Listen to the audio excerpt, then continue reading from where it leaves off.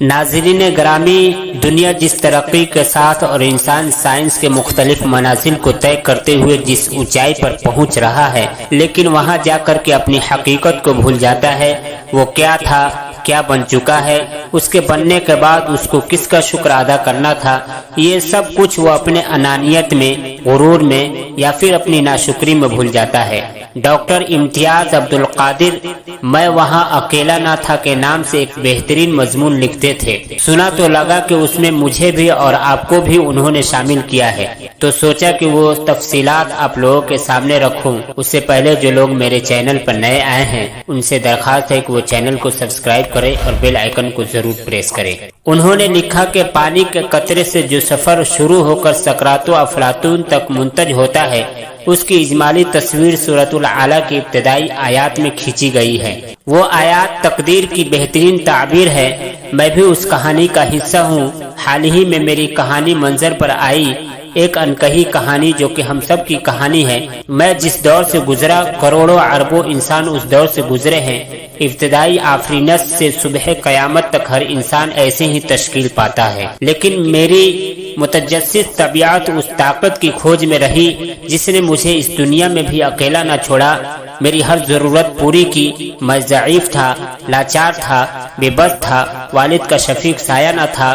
والد کے پیار، محبت، ایثار کے حامل پر تھے۔ اس کے باوصف کوئی قوت تھی جو ان پر دونوں میں بھی میری نگہبانی تھی۔ وہاں اندھیرا تھا، لیکن میں امر کن کو فیکون میں تبدیل ہوتے محسوس کر رہا تھا۔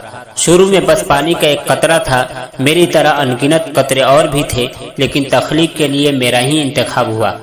ہاں، اس وقت تک مجھے جو چیز یاد تھی بس وہ وعدہ تھا جو میں نے عالم ارواح میں اپنے رب سے کیا تھا۔ آپ نے بھی کیا ہے۔ جب اس نے ندا دی تھی الستُ بربکم، تو میری روح نے شعوری طور پر کہا تھا ہاں تو ہی میرا رب ہے، لیکن وہ کون ہے، کہاں ہے، اس میں لا علم تھا۔ انڈے سے امتزاج کے بعد مجھ میں بہت سے تبدیلی آنے لگی۔ میں 1 سے 2، 2 سے 4 اور 4 سے 16 یوں جسامت میں بڑھتا گیا۔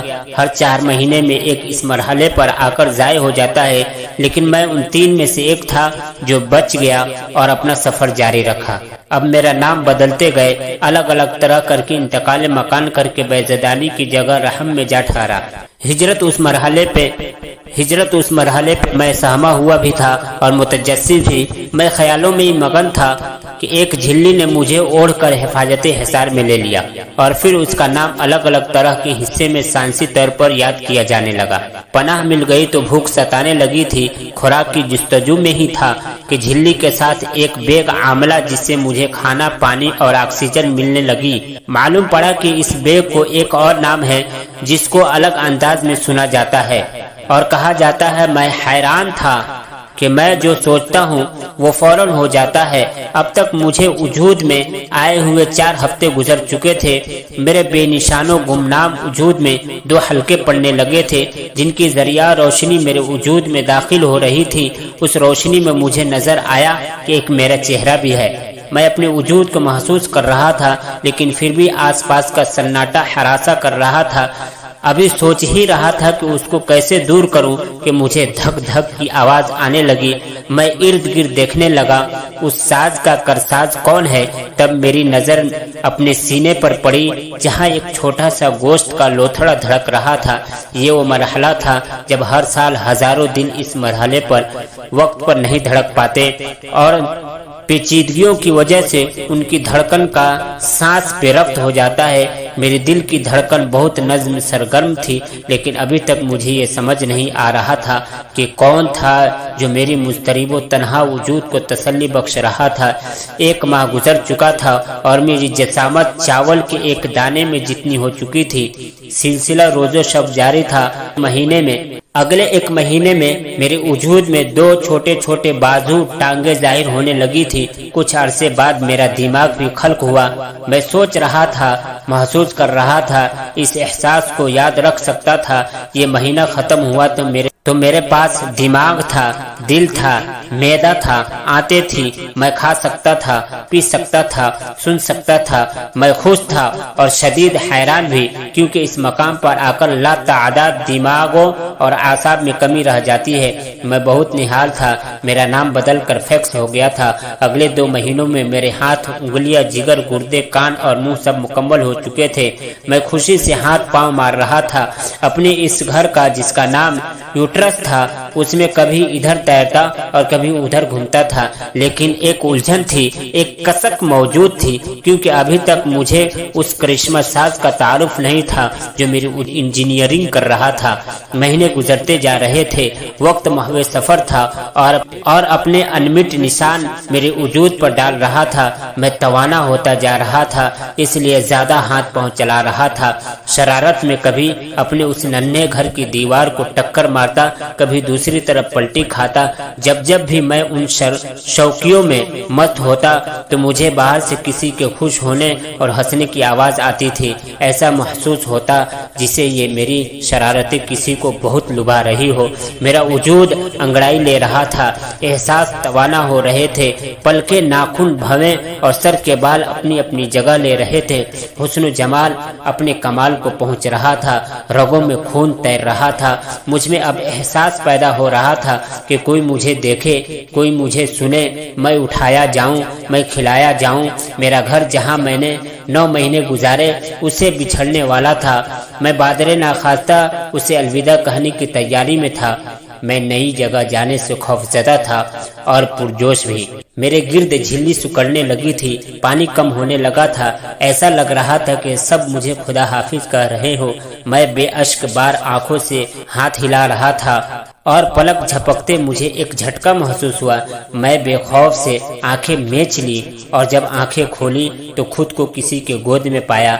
मैं घबराया, जी भर के रोने लगा। मेरे आसपास मेरे रोने पर एक दूसरे को मुबारकबाद देने लगे और मिठाइयाँ बांटने लगे। नाज़रीन गिरामी, सूरज ने अपनी किरणें समेटकर दिन के इख्तिताम का ऐलान कर दिया है। तारीकी पुरसुकून चादर बिछाने लगी है। थका हारा दिन चादर लिए ऊँघ रहा है। ठंडी रात में आसमान हर तारे बादल के टक्करों से आंख मचौली खेल रही है। चांद इशारे ही इशारों में कुछ बोल रहा है। उस घर से इस घर मुंतकिल हो चुका था और मुझे एहसास था कि मैं खुशकिस्मत मुज़गा यानी गोश्त हूँ, क्योंकि इस मरहले पर पहुंचकर कई वजूद जीत की जंग हार जाते हैं। मैं अभी इस सोच में था कि कहाँ है मेरा खालिक, कौन है मेरा मालिक, किसकी तख्लीक का है ये अंदाज, वो कौन है जो तन्हाई के रातों में मेरा सहारा था। इसी सोच में था कि मेरे कान में एक पुरसुरूर से आवाज गूंजने लगी, अल्लाहु अकबर, अल्लाहु अकबर, अल्लाहु अकबर, अल्लाहु अकबर, अशहदु अल्ला इलाहा इल्लल्लाह, अशहदु अल्ला इलाहा इल्लल्लाह। और मैं जान गया कि वो रब कौन था। वो अल्लाह ही था जिसने इस झिल्ली को गिर्द लपेट दिया था, वहाँ उस तारीकी में मेरे खुराक का सामान कर दिया था, जिसने मुझे आज़ा बख्शे, दिल, दिमाग, जिगर और फेफड़े तख्लीक किए ताकि मैं सोच सकूं, महसूस कर सकूं, जिसने मुझे आंखें अता की, आंखों में बसारत और बसारत में खुद को जाहिर किया। डॉक्टर बोल रहे थे मेरे अश्क मेरे वजूद और जिंदगी की अलामत, लेकिन वो इस हकीकत से नावाकिफ थे कि पैदा तो मैं 9 माह कबल हो चुका था और मेरा रोना उस रब का शुक्राना था जो अलस्तु बिरब्बिकुम से लेकर पानी के एक बूंद तक और माँ के रहम से लेकर माँ की गोद तक, इन 3 पर्दों में एक एक मरहले पर मेरा कारसाज, मेरा साथी बना रहा था। वो तुम्हारी तख्लीक तुम्हारी माओ के पेट में इस तरह करता है कि 3 अंधेरियों के दरमियान तुम बनावट के एक मरहले के बाद दूसरे मरहले से गुजरते हो।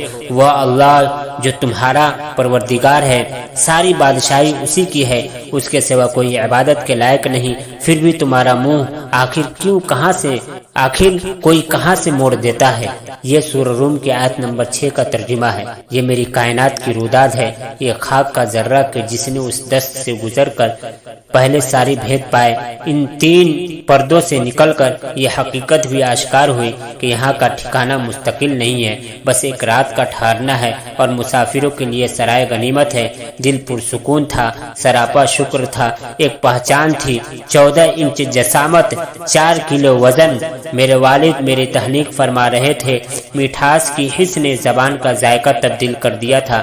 3 دن بعد والد محترم نے، جو کہ اپنے قلم کے ازلی پیاس بجھا کر میری کہانی سپرد قلم کر کے آپ کو سنا رہے ہیں۔ میرا نام اسد عبدالہادی بن امتیاز عبدالقادر تجویز کیا۔ ناظرین گرامی، کس طریقے سے انسان کی تخلیق ہوتی ہے پورا آپ کے سامنے میں نے رکھا۔